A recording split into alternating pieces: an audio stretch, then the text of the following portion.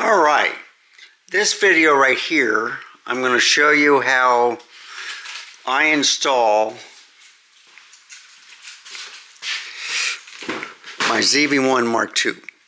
Now, I was using a ball head that was supplied by ZDO, and it's lousy. I did 2 videos earlier yesterday, and it was awful. So this is on. This camera's being powered by a power bank. It's like a 5-volt amp or 5-volt 3-amp power brick that you can get at a convenience store, gas station, Best Buy, whatever. And I just charged it up. But what I used to do, and if I sit in the seat, I usually put the tripod here, but then you need a ball head because it won't rock, it won't fall off, but it'll be pointing up that way. So I had a ball head and it would level it, but I found that the 2 videos I did yesterday were so bad, it was shaking so much, I tried using gyro flow, it didn't work. As much as I tried, I just couldn't get it work because it was vibrating like this. So I took off the ball head and I used a different camera this time, which had no ball head, from ZDO. And it was the small rig cage on the other ZV-1M2, and I mounted it right here. So that way it was pretty straight and it was in the center. And this is how I do it.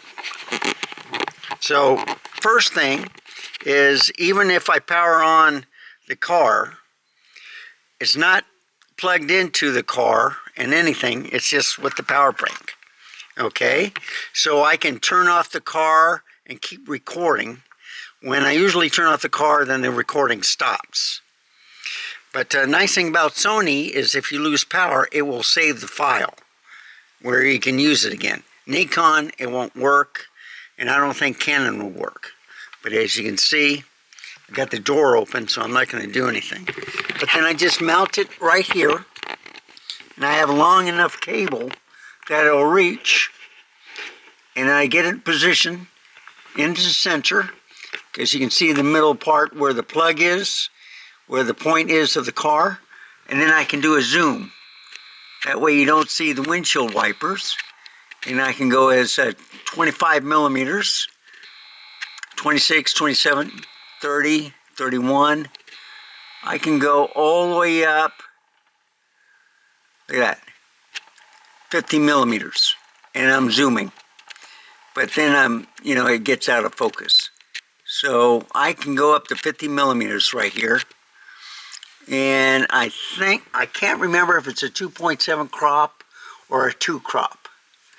But I got it set for automobile. No, this one can only do human and animals. All right. So the newer cameras can do automobile, train, airplane, human, bird, animal, whatever. So that would probably come out with the ZV-1M3. But everything was in focus. So I have an aperture priority right now. It's 4K 30, and the aperture is f4. The exposure compensation is at 0, and the ISO is at 1600 right now because I'm in, underneath light. I got automatic white balance. So if the flaring is too high, I just use the exposure. I touch the back screen, and then I go to like a -2. So that's -1, and that's -2. And that stops the flaring. But that's if I'm driving at night. The golden hour, I just leave it at 0 until the flaring gets too much. And then I just use the exposure to go back down.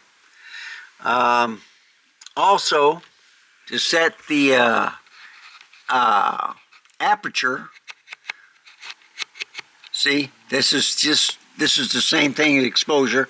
So I hit the f-stop, it's at f4, and then I can go like f5, x6.3, 7.1, 8. So that can also control the flaring. So you can have different things, and the ISO is automatic. So it's as at f8, ISO went to 3200. And then if I go all the way down to f4, the ISO is back at 1600. So that's how it works. And once that's done, just press OK. And it's very easy to record. It's better than any dash cam, which is usually HD. I turn off the record lamp in the front because that sometimes affects people with epileptic seizures. You know, any flashing lights, red lights, whatever. So I turn that off, and I want to be as stealth as possible. But the camera is white, it's not black. And so that's kind of a giveaway, and especially with the fluff bowl I have on top for wind noise suppression, kind of gives the camera away. But a lot of people aren't looking into the windshields of upcoming vehicles at night because the headlights get in their eyes. So, you know, they try to avoid them. So that helps out. The reason why I got the white camera is besides standing out, it's less to overheating than the black ones.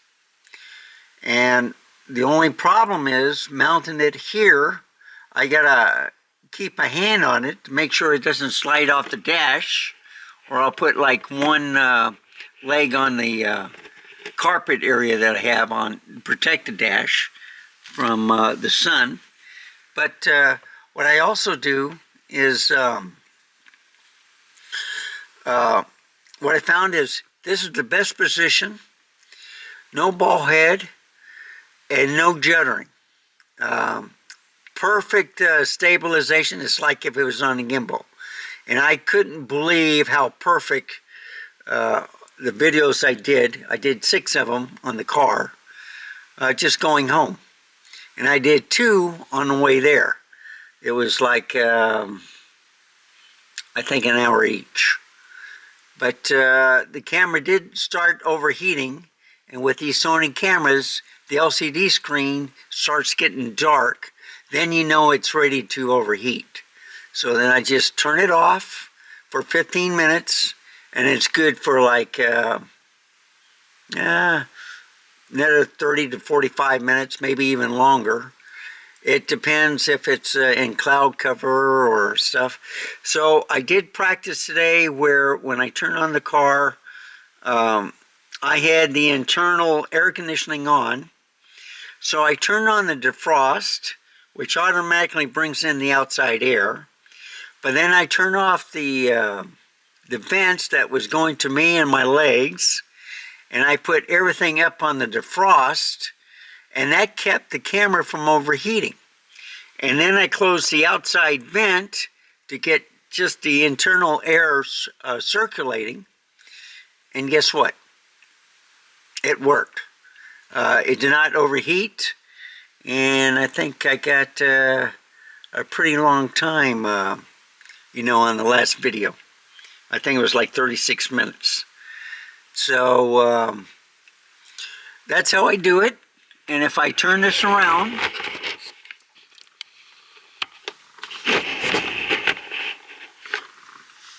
and then I do this,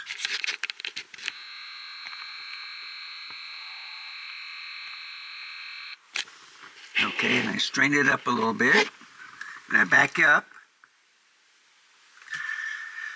Now I can talk to you, and I can back this up just a little bit more, give me more headroom.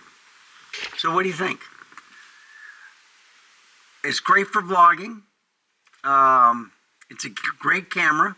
I got 1 terabyte of storage in here.